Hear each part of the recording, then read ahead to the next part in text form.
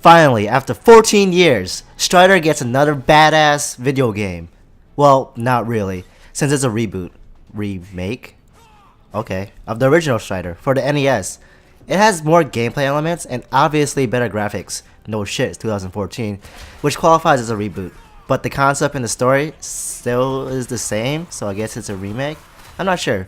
Well, back to the original question that I want to ask is, does this game hold up? Well, we'll see.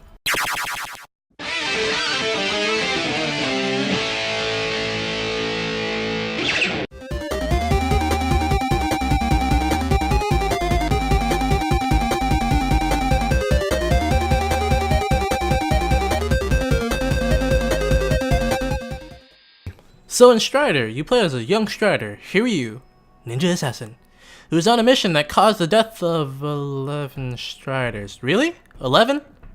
You'd think after the first one they would have sent the main protagonist, but no, 11. So you are sent to not St. Petersburg, but Kazakhstan City to kill a villain mentioned every time you beat a boss. The villain named Game, you know, quote unquote, the Grand Master. Such a dull and uninspiring villain, name and story, but who cares? Cause we're here for Strider's gameplay, and that's awesome. Gameplay wise, there are not a lot of things in this world that can beat a ninja who does ninja parkour. Parkouring as a ninja is the most attractive thing in this game. It's fun scaling high buildings. It's really cool to jump wherever the fuck you want. I don't know, just great being a ninja, fuck man. It's also very satisfying to be able to dispense your enemies quickly with your sword, called a cipher. It's a pretty badass name if you ask me. It has 3 upgrades from the old version, fire, ice, and shooting purple shit. Shooting purple shit being the least effective. Another new mechanic for the game is called the plasma catapult, which can be used as a mid-air dash. It's a great addition to Hiro's toolkit because then you can use it to get over long ass gaps, and then you're on the other side, and then cool, you're standing still. You will notice that the level design for Strider is very similar to Metroid and the recent Castlevanias. Each cipher type or ability opens different doors to progress in the story, so naturally you'll find them when you need them. Other power-ups such as health, energy, and upgraded versions of attacks can be found in the levels, usually a hard to reach place or behind a door where you can't unlock until later. You can also find rewards such as costumes, artworks, and minigames, but essentially they're useless since they don't really change how the game is played at all. A really big opportunity was missed with the alternative costumes for Strider, since they could have made the costumes an actual reward for finding them, such as stat boots or additional special moves, but no. The costumes don't do anything except make Hiryu a different color. The enemy AI in Strider are either really smart or really fucking dumb. I don't get it. How is this thing so responsive and hard the first time I face it, and the second time it just stands there and let me wail on it? This imbalance of difficulty goes for boss fights as well. At first it's easy, finding their patterns and just planning out your attack around them, then BAM! You get hit and 1/4 of your life is gone. It usually takes a couple of tries to kill a boss, except for the final form of the last boss, which I'll mention later. Okay, let's get real. The developers got sloppy with the level design and overall presentation of the game. This game looks new, but it's very boring to look at. What the fuck do you mean, Mike? Well, Kazkh City is an awesome level. It's great to look at, it's pretty cool. But the rest of the game consists of what? Robotic cities, a factory, robotic airship, robotic tower place, snore. There's no real variety within the levels. Not to mention, all the enemies are fucking reskinned versions of the same brother over and over again. Once again, this includes the bosses. The bosses are recycled way too often. I fought one of the very first bosses of the game, a Kung Fu girl, numerous times. Each time, a new Kung Fu girl is added to the fight list, and after killing them all, you have to fight the fucking Kung Fu girl's master, who recycles all their attacks. It's like fighting the same thing over and over again. It's just lazy, man. To Double Helix's credit, the recycled enemies and bosses had different attack patterns and new attacks sometimes, so at least it was fresh. I just wished that instead of reusing bosses, they could have made new character models. Unfortunately, they also recycled boss attack patterns and attacks for other bosses. The biggest offender is, spoiler, the final boss, Grandmaster Meow, final form. The final boss is basically a huge compilation of all the other bosses, like fucking literally, same sprites and all. Like come on, fuck. The first form was harder than the fucking second form. The second form is just predictable as shit, because I already seen these things already. I've already experienced these things. I can easily avoid this. Fuck, I can stand right here and not get hit. A major flaw with this game is the lack of fast travel points.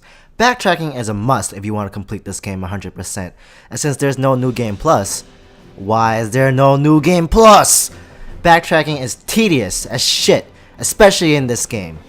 There is fast travel in this game as Panther form and the Phoenix option, but there are like 1, maybe 2 if you're lucky, fast travel points in every stage that will allow you to fast travel to a certain area to the next map. It's a goddamn waste of time to go back through all this shit just to get back on the right track.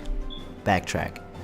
If they made these fast travel points more available or allowed Hiro to fast travel whenever the fuck he wanted, it would have been more fun and rewarding to get everything. Instead, just a fucking chore. Like taking out the trash. One more thing!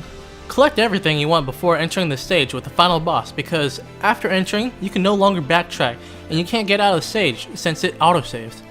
One more thing! When you load to the next stage or when you come back from loading the game, it lags. Like, a lot. I think the game is trying to catch up with the information that it was just handed. One more thing! The cutscenes are shit. The Jackie Chan voice acting is decent, I guess, but the cutscenes are really, really awkward. Strider is always in a standard cool guy pose, while the other guy is just standing there in the background. When they converse, a huge text box with their faces appear to display dialogue. Choose one way to do cutscenes, goddammit. Because either voice acting with subtitles, like in anime or movies, or no voice acting and have the faces with the text box, with text and shit. Having both is just stupid.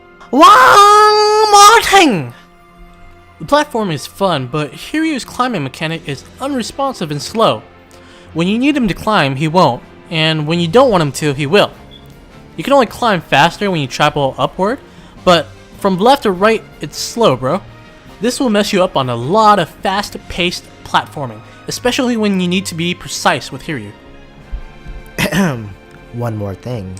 The soundtrack of the game is pretty bland. There's only 1 or 2 instances where I actually got pumped up to actually do a platforming or a boss fight. Other than that, you can probably just replace it with any other kind of music. During my playthrough, I played the soundtrack for the Guardians of the Galaxy movie, which I watched like 3 times already. Lips as sweet as candy, its taste is on my mind. In Strider 2014, Hiryu has been given an updated new look while maintaining the feel and awesomeness he had in the NES/Sega era. Good job, Double Helix!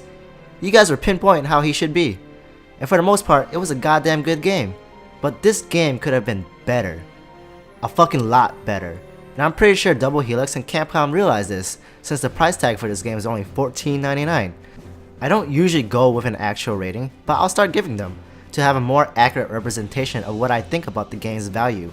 Generally, games over food is anything above average, average being around 5 out of 10.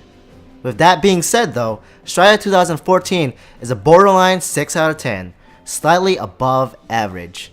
I'll have this game over food any day.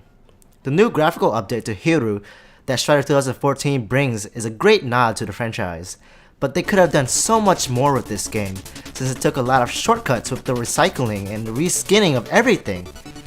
Made it tedious to backtrack. It's a fucking mess. They could have just done so much better. 6 out of 10 doesn't really mean that Strider 2014 is a bad game. I'm just saying, it could have been more. Hey guys, thanks for watching our review on Strider. If you liked the video, go ahead and like it. If you want to, go ahead and subscribe. And share it with your friends and family. We have other videos too, so don't be shy and look through them. And I hope you look forward to next week's video. See you then.